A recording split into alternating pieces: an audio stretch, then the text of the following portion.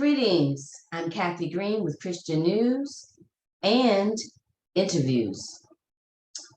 Well, R. Kelly, as you may or may not be surprised to hear, has been found guilty of racketeering and sex trafficking. After more than 25 years of accusations and a federal court trial in New York that lasted 7 weeks, singer R. Kelly has been found guilty of charges including sexual exploitation of a child, bribery, racketeering, and sex trafficking involving 5 victims. Kelly faces a possible sentence of 10 years to life in prison. Kelly sat absolutely still as the foreperson gave the jury's verdict to Judge Ann Donnelly. You know, there's a scripture that says that what's done in the darkness will come to light. Here it is. You're saying it. For years, he got away with, having sex with little girls, impregnating little girls, victimizing little girls, videotaping little girls, passing little girls around, and we will never know the fullness of all that he did to children. But here you go.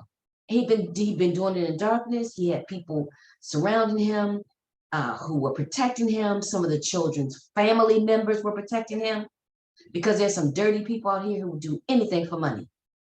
And he thought he had gotten away with it. You see how God works? He thought he'd gotten away with it. Kelly sat absolutely still. Okay, so 14 alleged underlying acts were associated with the racketeering charge.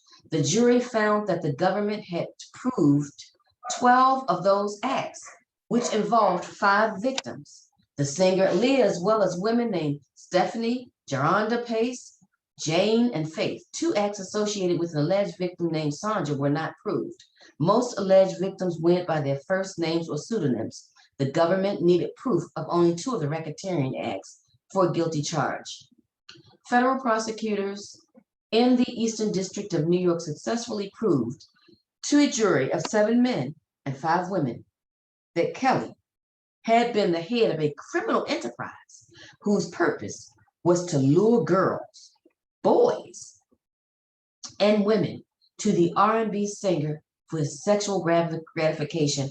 And I will pause and say that he's also a victim. He was victimized by a family member growing up. But instead of him getting some help, he went on to be a victimizer. On top of awaiting sentencing in this New York case, Kelly will face second federal trial on charges of child pornography and obstruction of justice in Illinois. Some of those accusations are related to a 2008 child pornography trial in Chicago in which he was acquitted of all charges. Long story short, this guy will never see the light of day again. Period. That's all.